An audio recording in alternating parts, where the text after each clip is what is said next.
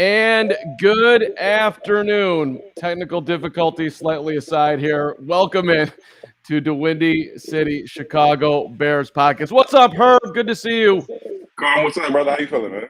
I feel like we're going to be busy today. Get the chat rolling here, team. We've got Jay Cutler playing Cornhole. I don't know, Herb, your talents on that, but I'm generally amazing myself. No, I'm nice. I'm nice. Are you? Okay. Yeah, I'm nice.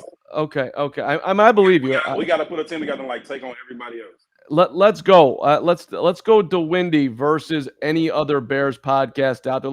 That actually might be versus everybody. Let's go. Let's go podcast. We might have, what do they do that? The tournament of whatever. We could do a whole thing here. We're doing cornhole for something good.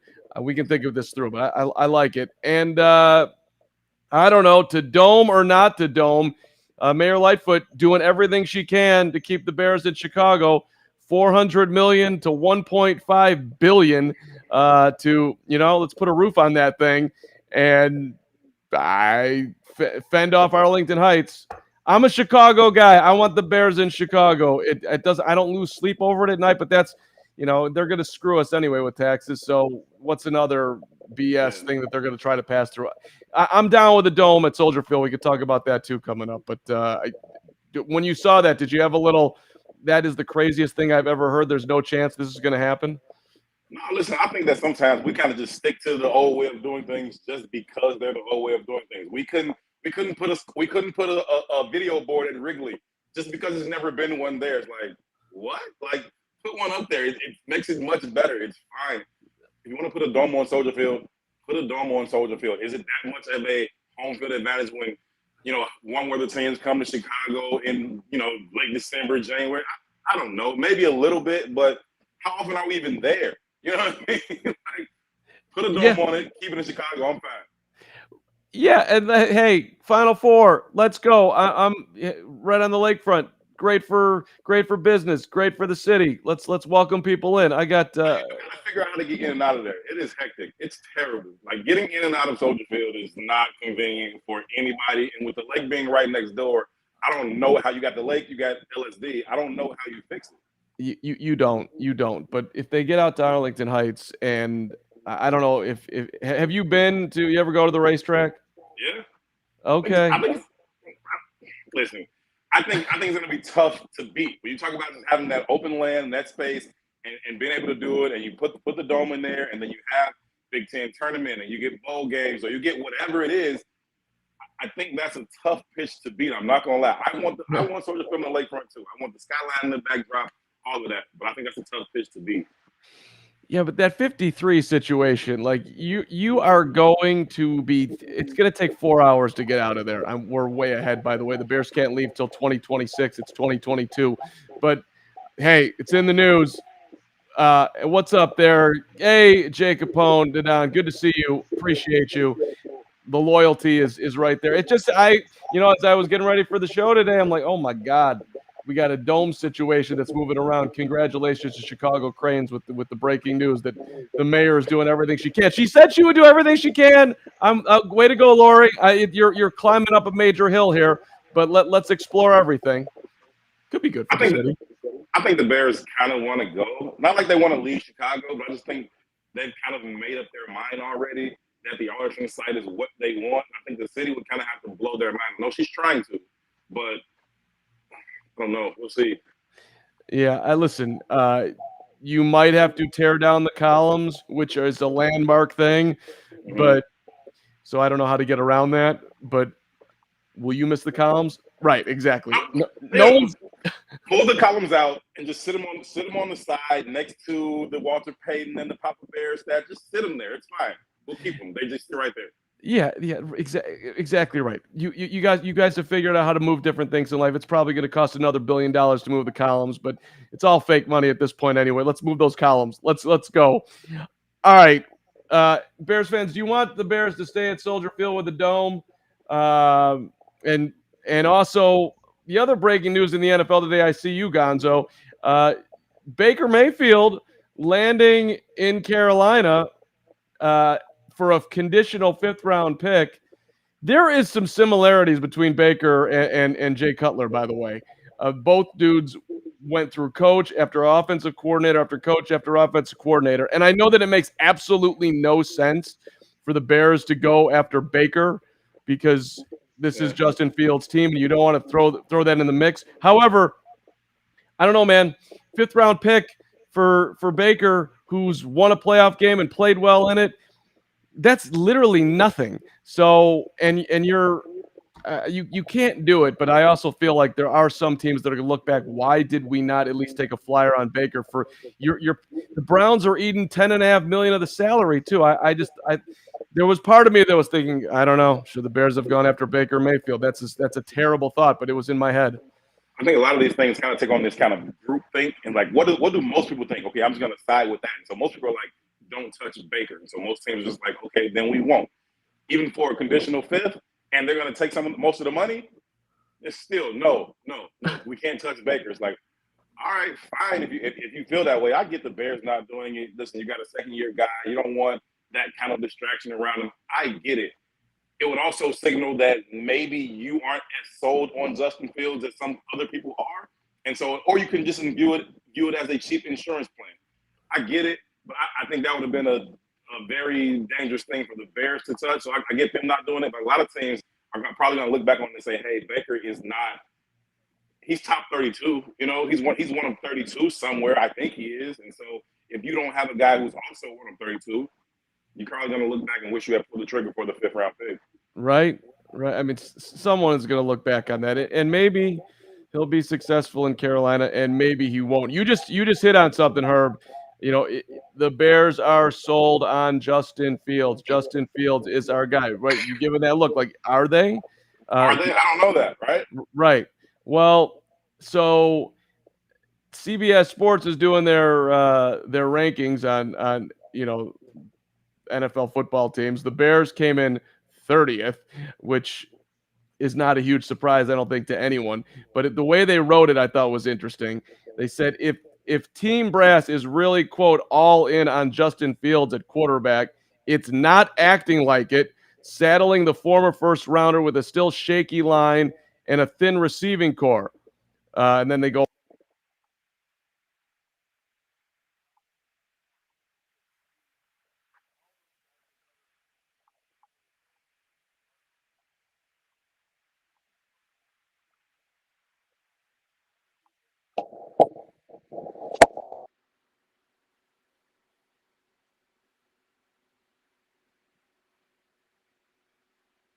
Oh, wow. Did we lose my sound?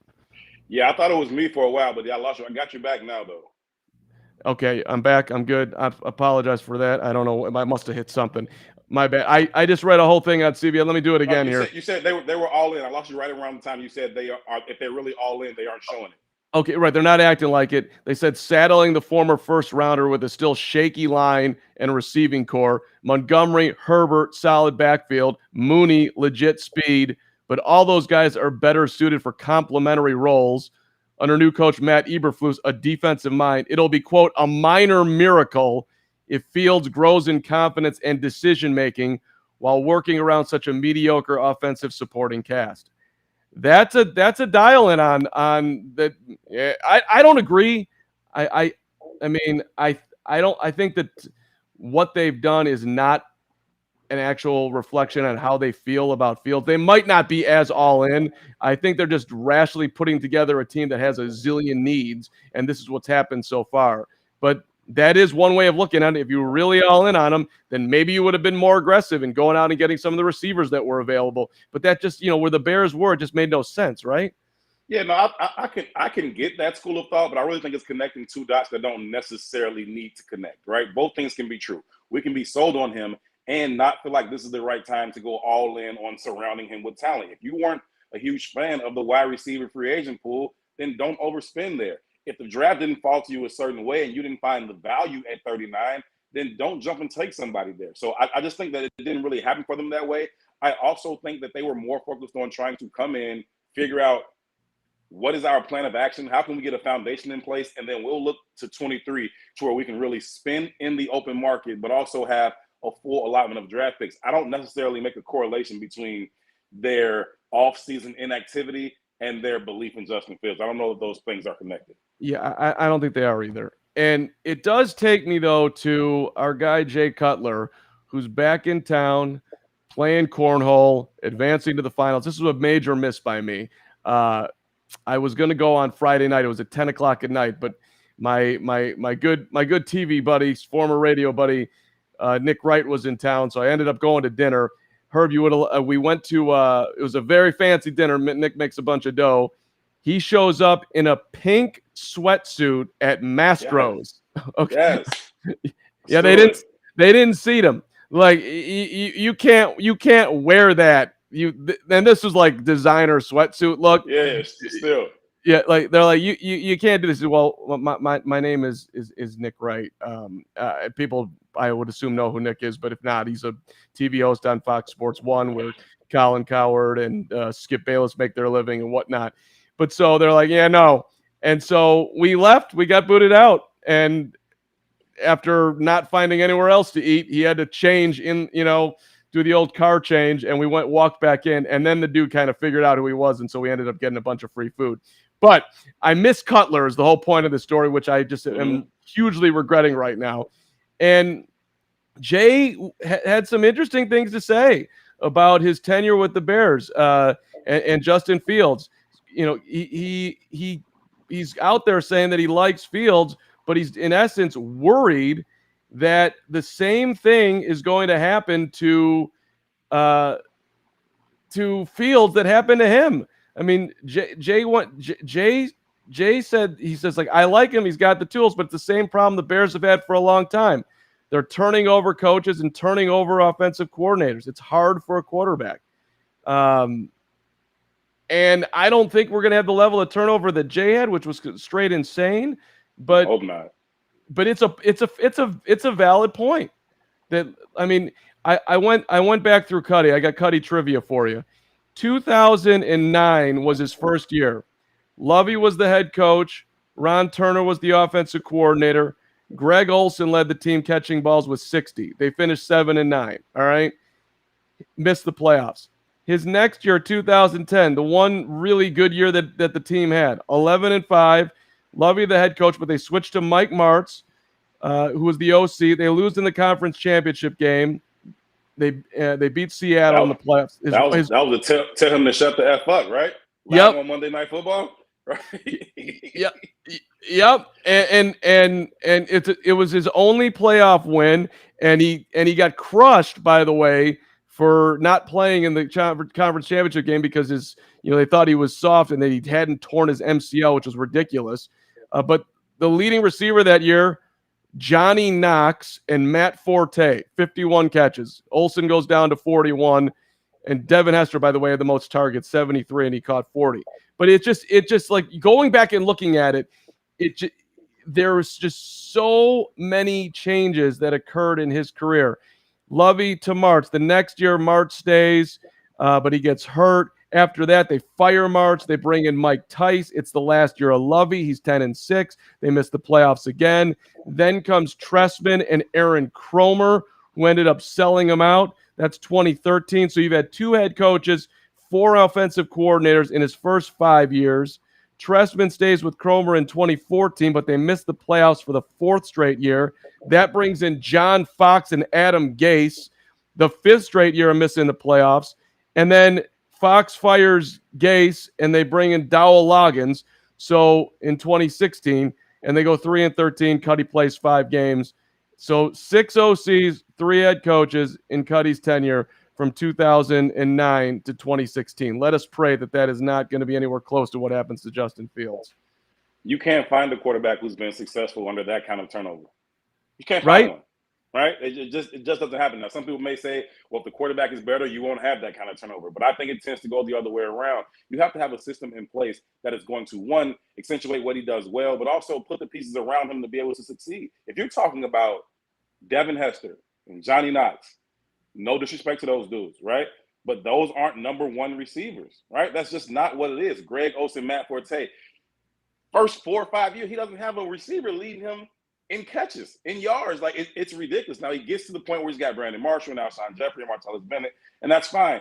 But before that, you don't have those types of things. And I think that he always kind of got a bit of a tough break in terms of public perception. That idea of him not being tough was always terrible. You played behind some O-lines that weren't giving you time. You couldn't get guys open. He was taking hits that a lot of guys couldn't really withstand. He was trying to question him because he had to leave in an NFC Championship game with a torn ligament in his knee. It's like, that's not cool. So I think that he always got a bit of a tough rap. And when you kind of consider all of those things, name me somebody who would have succeeded under that kind of turnover. If Justin goes that same road, he won't succeed either. Well, and let's look at the start, okay? I mean, you saddled him with the one and only Matt Nagy last year, and so now we're going to Eberflus. We're bringing in Getsy. So 2 years in, 2 head coaches, 2 offensive coordinators.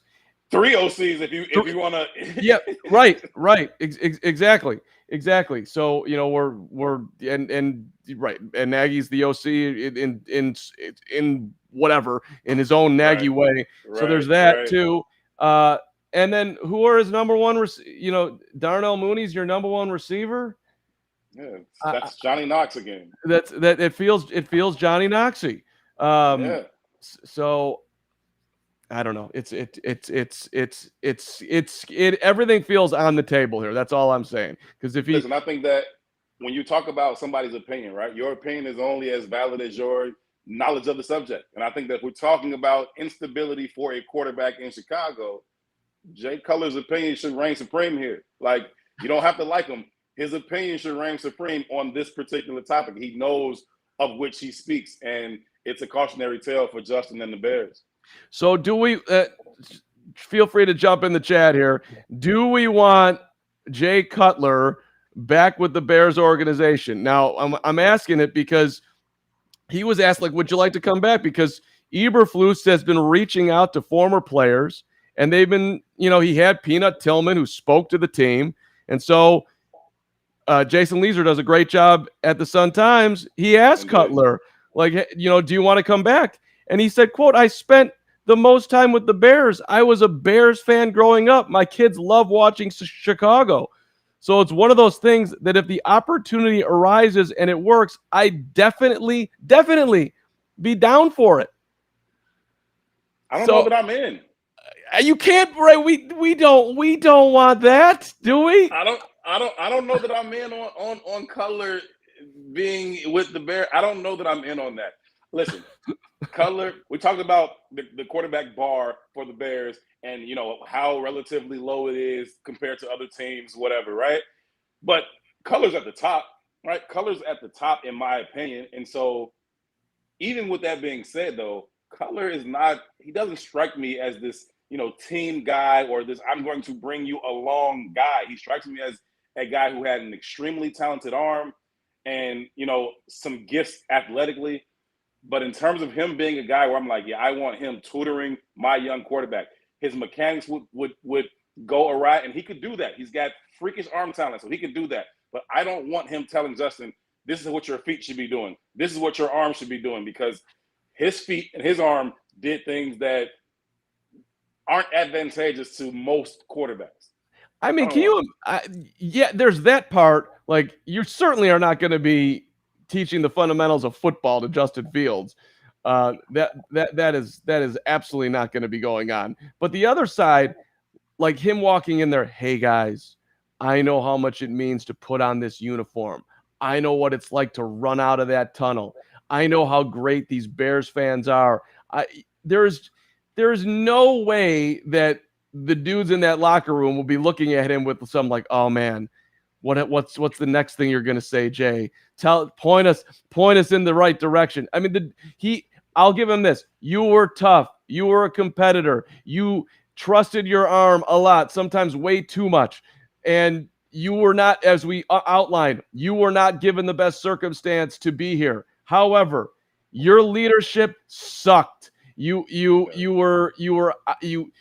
fought with your offensive line. You fought with your wide receivers. You brought Brandon Marshall in here, who put up unbelievable numbers when he was here. But of course, it ended up with you two not getting along, which I'm putting at least 50% on Jay. Brandon's not a perfect person either, but come on.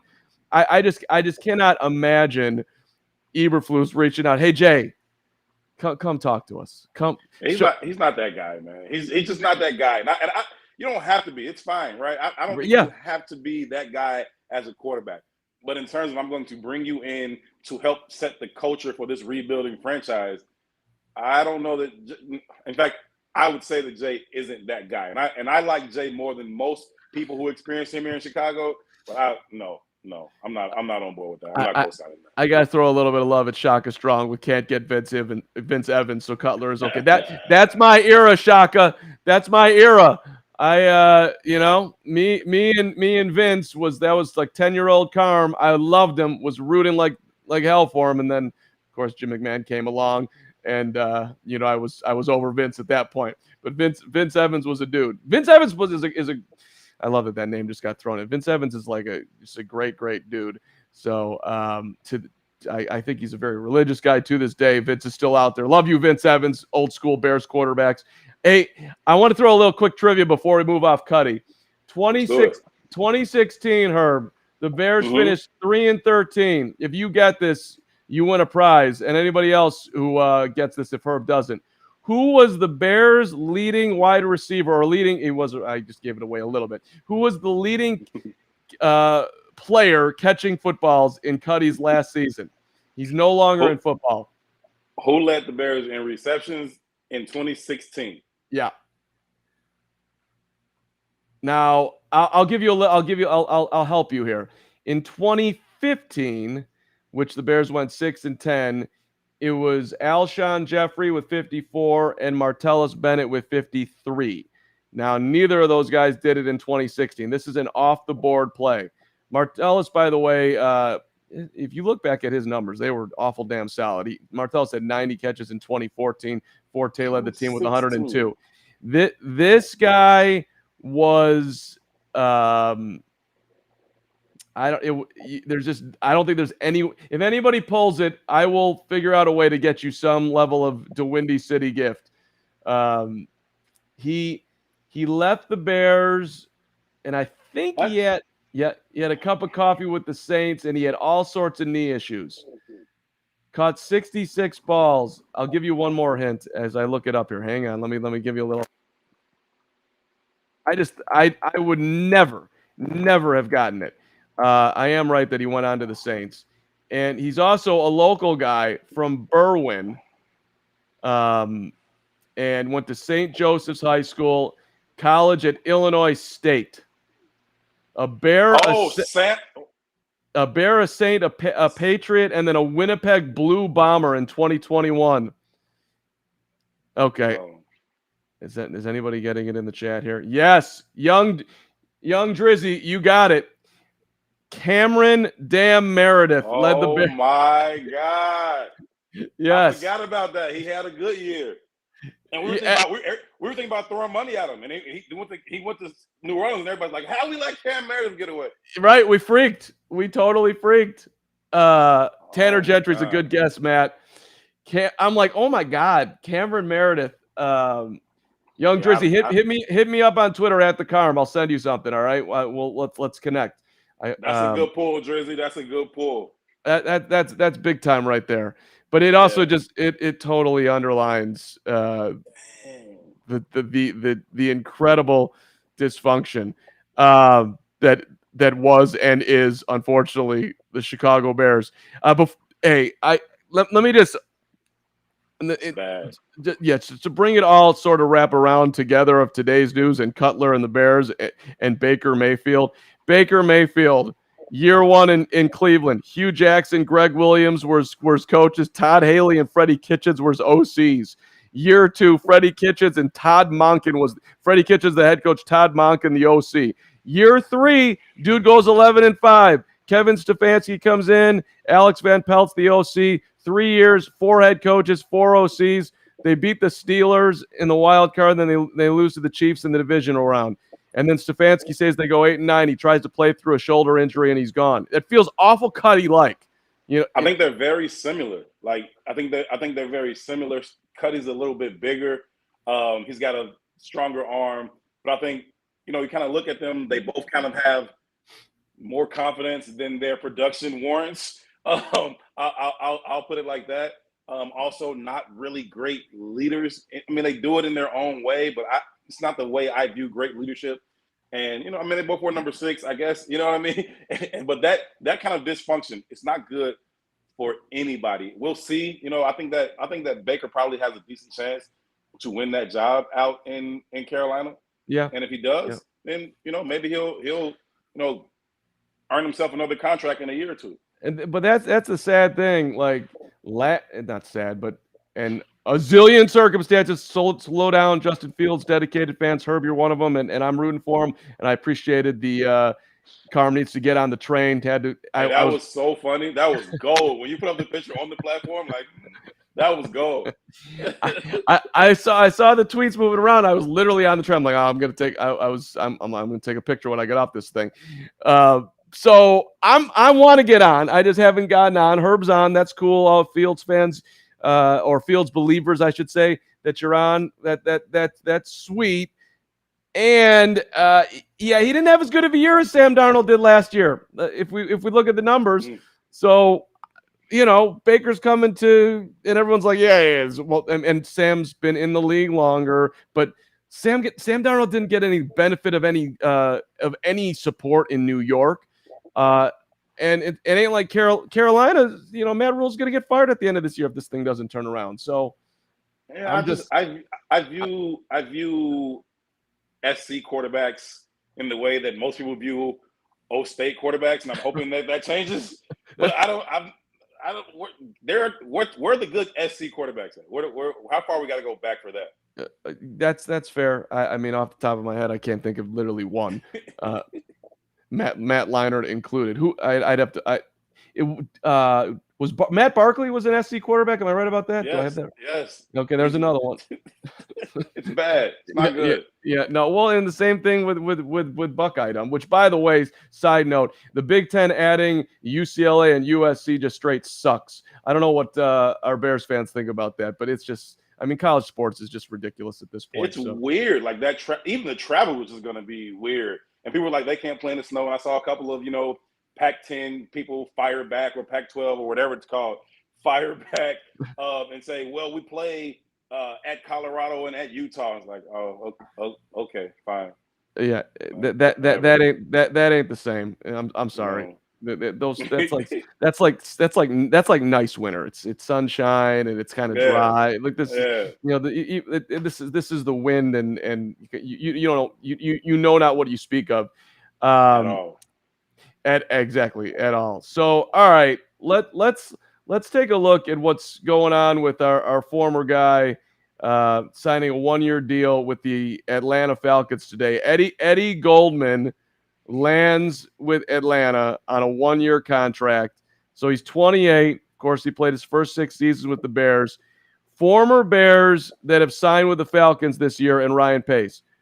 Goldman, Damian Williams, the running back, Jermaine Ifedi, offensive line, wide receiver Demir Bird, Elijah Wilkinson gets another shot in the O-line, and they took defensive back Tease Tabor as well.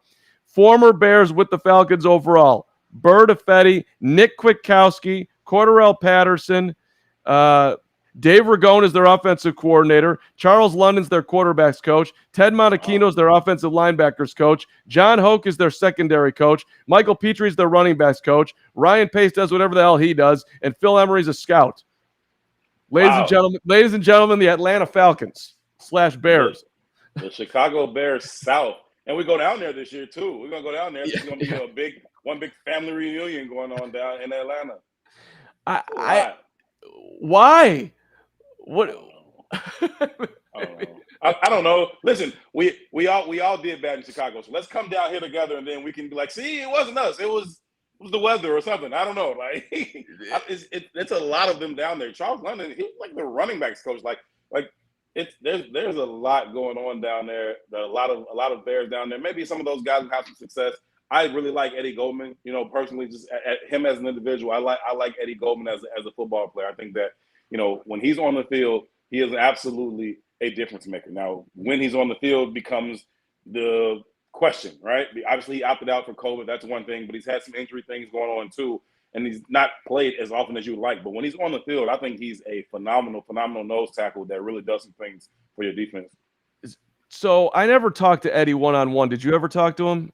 I did not. No. Oh, okay. Because my sense on Eddie, and maybe I'm wrong about this, but this is probably unfair. Let me just say, but when you sat out with COVID, and then last year, I don't know what happened, but he could not get back or anywhere close to getting back. So I'm asking the question: do you love playing the game of football? Because some guys do and some guys don't, and I get it. Like, once you made your money, and like, I don't want to get the crap kicked out of me every week anymore. I look at my bank account and it looks nice, and I did this for a long time and I had fun, but for whatever reason, I don't have that insane gene in me that I just want to like push my body to the end of the world. And I do wonder about that with Eddie.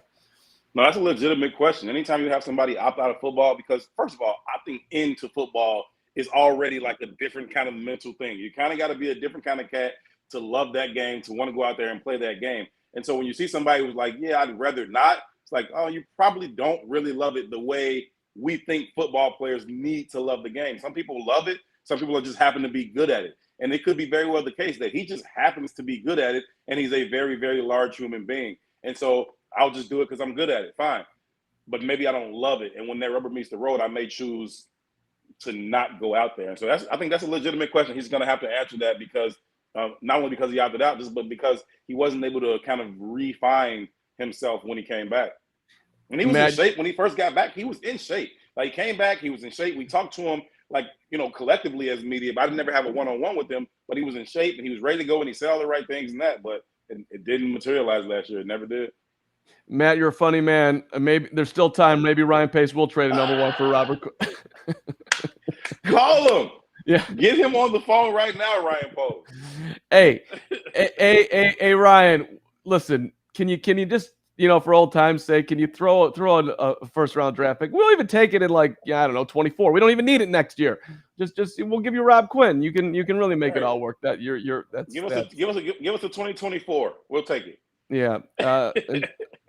And since we got to polls, let's bring up Lamar Soup Campbell, who now the former vice president of player engagement, been with the Bears since 2015. So he survived the Fox to Nagy transition, but he's not going to survive to Eberflus.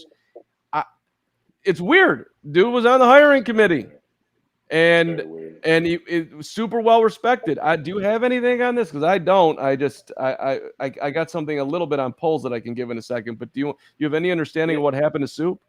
Yeah, I think it's very, very weird. He was certainly a guy who was very highly respected by the players. He was highly respected throughout the league. As you mentioned, he was one of the 5 people on the search committee that hired Ryan Poles, right? And I think that to then fire him at this juncture of the season, when most of those jobs are taken, number one. Number two, you call him on the phone to fire him while he's on vacation.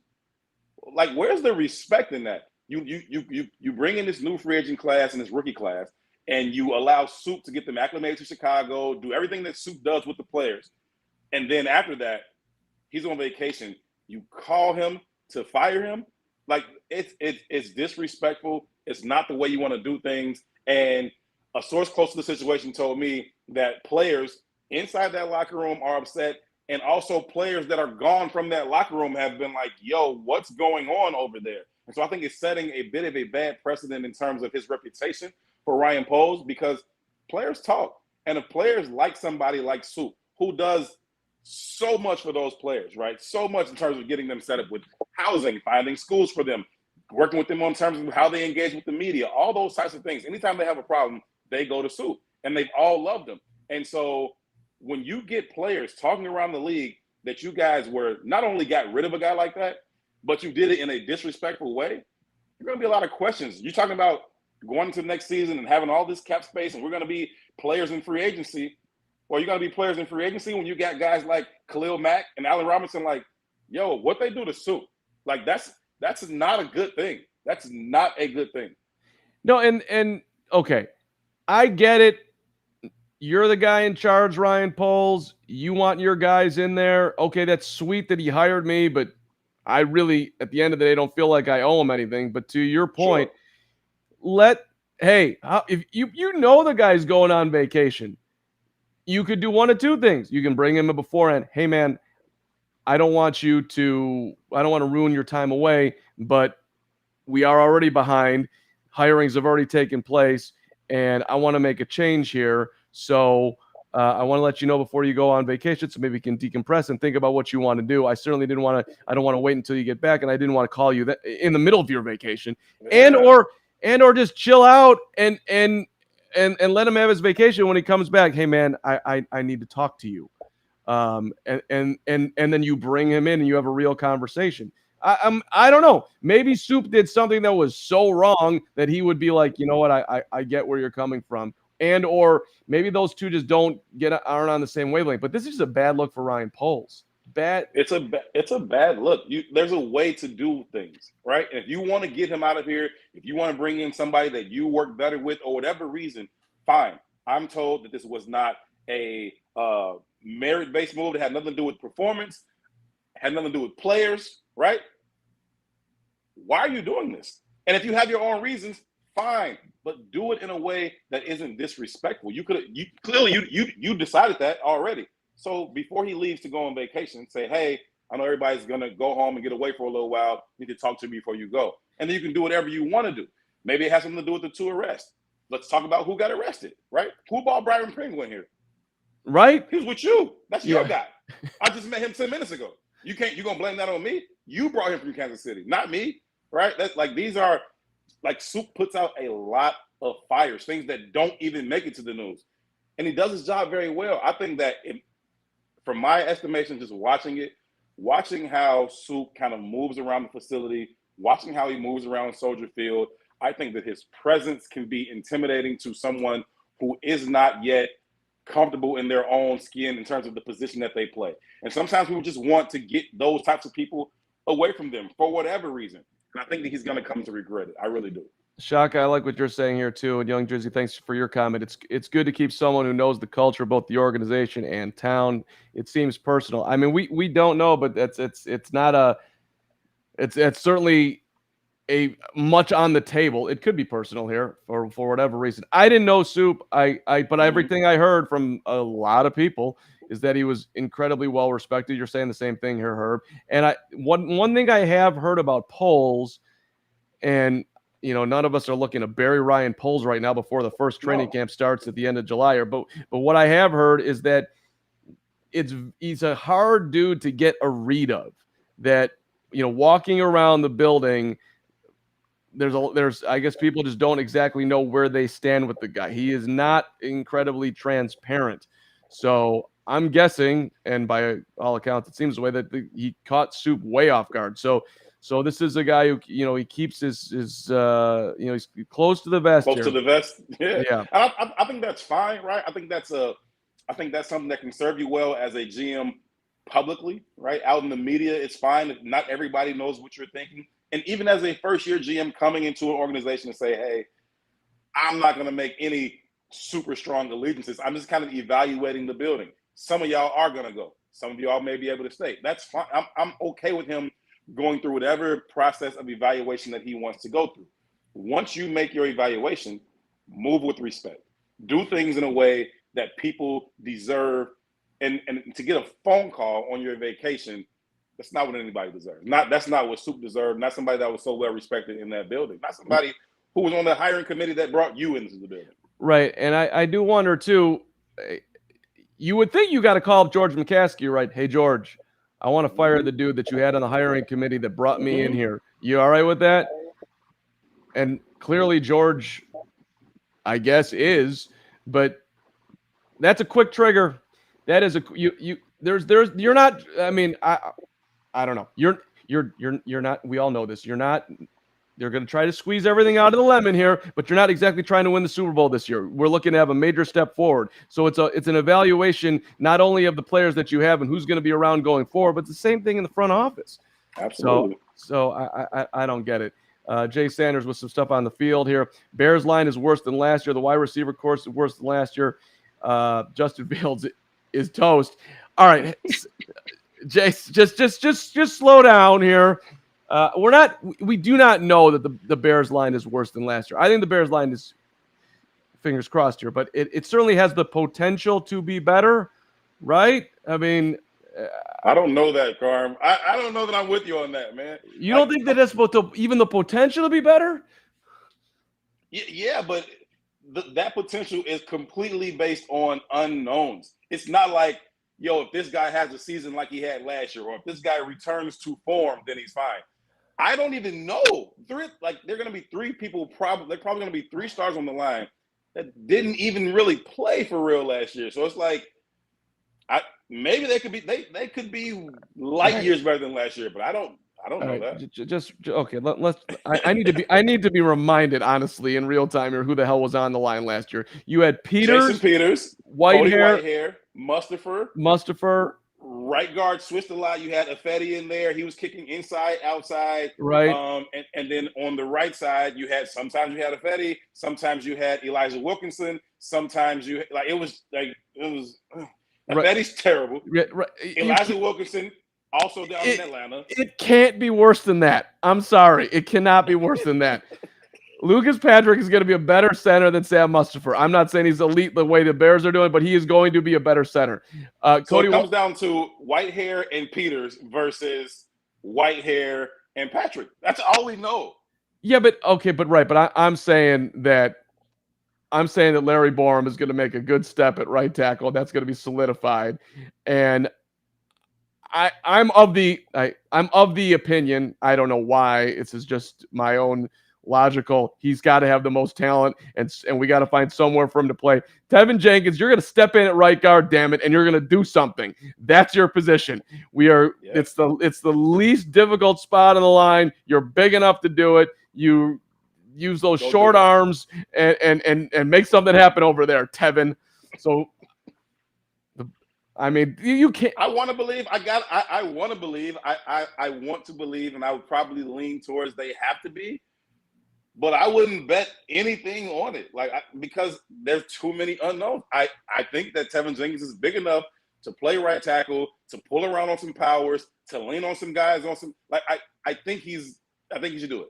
I like Larry Borum too, right? I think that if he continues his development, he should be a serviceable right tackle for you.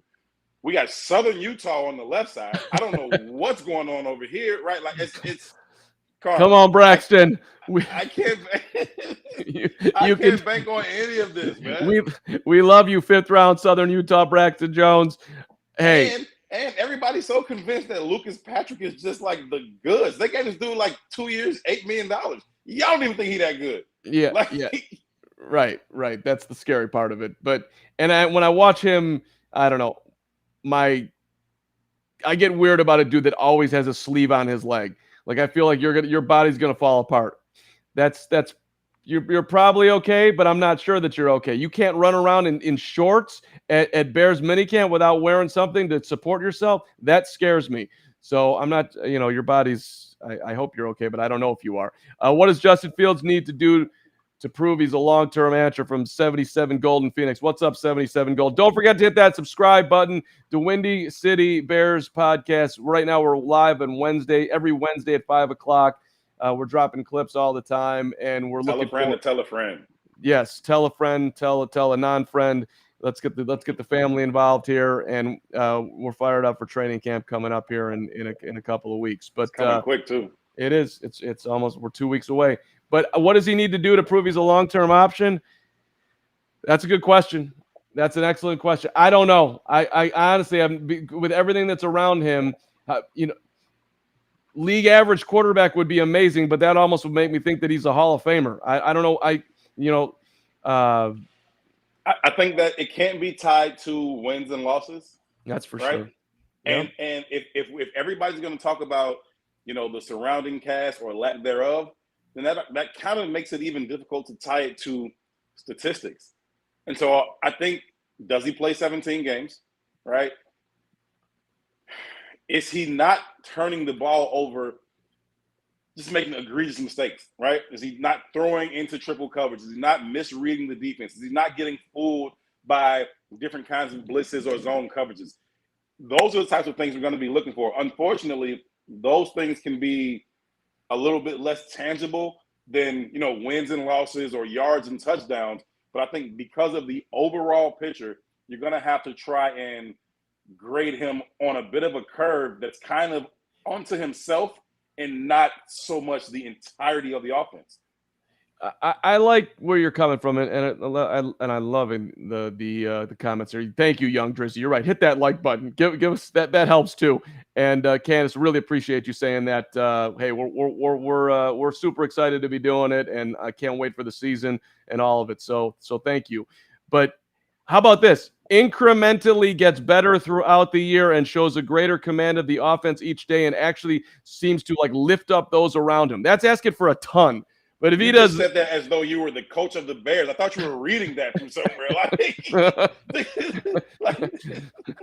I just wanted to slowly get it out there because it feels like I'm almost like I'm asking too much. Just get better each week. Get for the most part. I'm not saying you can't have dips and nothing is what do they say? Linear. I hate when I use big words. Linear to me falls under big, but he's not going to be like, okay, he's just going straight up, but something along those lines. And we've seen good quarterbacks play for bad teams, right? We've seen good quarterbacks at some point across the league play for bad teams, and you can still recognize that this quarterback is good. And so I think that we need to see those kinds of things from him. I also would like to see maybe him carry them to a win or two. Like, oh, they had no business winning that game, and then Justin and stole the game. And that would be great to see too. That was the best part of last year, even though they lost the damn game. But he nearly carried them to the Steelers win. And it was like, okay, thank you so much. I'm so happy to see it. How about a couple San Francisco 49er run moments? That would be sweet too. But overall, I would like to see a certain level of confidence, composure. He has that already, but like really just you can just see that this dude has control of this offense. There's leadership moments. We've seen a couple flashes of those in minicamp that we've talked about before, where he was kind of directing wide receivers that I thought was super cool to see. I saw our guy Mark Grody too tweeted the same thing out, or like, "What's a good year for Fields?" And the comments started going nuts. Like, because it's a wide range here. I mean, I don't know, but what exactly it is, but he certainly set the bar low enough that it's got to be better than last year. With all due respect, it can't get worse, right? It's like the same with the O-line, right? It can't get worse. I think that Justin will be fine. I think that he will show that incremental growth. I think that we will see that he has a better command of what it is that he's trying to do out there on the field. And I've been saying this since the season ended. For me, his next step in development has to be about post-snap. What does he understand post-snap? How can he quickly decipher any changes from that defense and then know where to go with the ball? Does he know where the answers are? Or as Matt Nagy used to say, does he know where the bones are buried, right? Like, I think that if he can do those things well, that's going to allow him to say, okay, well, maybe this wasn't the best play, but they were able to get a 6-yard completion out of it, or a throwaway, or a 3-yard scramble. Those types of things will be key in his development. I think he'll be ready for those things. I think most people will be able to obviously see it with the eye test. I don't know that it'll show up on the stat sheet. How much you playing him in the preseason? Because I'm playing him a lot. Yeah, I give him. Yeah, I'd give him a lot. I would give him the entire first quarter in game 1, maybe the first half. Game 2, he could go 3 quarters. Game 3, I'd play him still at least another quarter or two. Like, he's learning a new system again. He needs as much football under his belt as possible. He's got an entirely new receiving core. Like, they need time on task. This isn't a season where it's like, hey, we can't risk injury. Yes, the hell we can. We can risk anybody going down because we're not going nowhere anyways. We ain't worried about injury. Let's get on the same page. Let's be ready to hit the ground running week 1. Well, and listen, we can't get Justin Fields hurt, but I would argue that playing him in the preseason when they're not actually trying to really kill him would perhaps prevent injury down the line. I mean, these dudes, they got to get some in competition. This offensive line, whatever the hell it's going to be, they got to play together. So I think you'd actually. Now, if he comes out, he has a touchdown drive, another productive drive. They get 10 points in 2 drives. Go ahead and pull them. That's fine, right? But if that thing is struggling, I would say leave them in there and start to knock some of the kinks out a little bit because they're going to need it. Yeah, as long as he's not getting living crap kicked out of him, then yeah, which shouldn't happen. So I like the way you're thinking about it. Yeah, let's at least leave each game with some level of positivity, or if not, like you played a lot, so we had the full learn of just what the nightmare was. Rewinding back here for you jumping on a little bit later, 77 Golden Fix. We started with the thoughts on doming Soldier Field, still the worst stadium in the league. LOL. Hey man, that's fine. Worst stadium ever. Going to cost a ton of money. I'm a complete idiot. Leave them at Soldier Field. Dome the living bejesus out of that thing. Let's go. I will take the L to right now. I'm living in the South Loop, so I probably won't be there by this time, but I will walk over there over the 18th Street Bridge and feel that cold, and then I'll walk in to this sweet dome stadium. As far as I'm concerned, make it retractable. Let's go the whole distance here, because listen, the way the world is going, and shout out to we might as well just let's just spend the money, because what's real, right? I mean. It's every other day right now, so it's something terrible's happening. So we might as well just throw a retractable roof on Soldier Field, and we'll enjoy it while we can. I'm biased too, man. It's something about Soldier Field on the lakefront, downtown. Like I want it to be there. I get the Arlington pitch. I understand it. I still think it's going to be a tough pitch to beat, but I just biased. Like, I want Soldier Field right there on the lake. That's where it belongs, in my opinion, and I want it to be there. So throw a dome on it, do whatever it takes. And let's roll. Like, I don't, you know what I mean? Yeah. Yes. And this is not happening, by the way. I think neither of us believe that too. They're going to Arlington Heights. It's going to be a minute till it's official. I think it's going to take at least 2-3 years to build that thing, though, right? Yeah, they can't leave Soldier Field till 2026. First off, so what I'm saying is, how long is it going to take to build the stadium in Arlington? At least 2 years. I think so. If we timeline this realistically, I think within a year it'll be like some contract will be signed, and then they'll break ground probably, I don't know, a year from that, and then it'll take 3 years to build it. So I got 5 years out, and then 2026 they can leave. So 2027 first year in Arlington Heights, I'll be. I'm not going to give my age out because it's depressing to me, but. And hey, and the other thing, like, the red line goes to Roosevelt. So does the green line. So you can get there. There's buses all going down Michigan Avenue. You want to take public transportation to Arlington Heights? There's one damn train. I mean, how many? I don't know. I think it's gonna be a huge pain in the ass. That's how I see it. I get it that Soldier Field's its own set of logistical problems, but I don't think it's going to be like, oh, this is so easy to get out to Arlington Heights on a Sunday or Monday night or whatever. But I'm sure it'll be super sweet. And every Bears fan that I talk to that's a diehard and has tickets, they're so worried that they're going to get charged all the PCLs all over again. And they're going to do that. For sure. The fans are going to foot that bill. But they're going to foot it wherever it's at.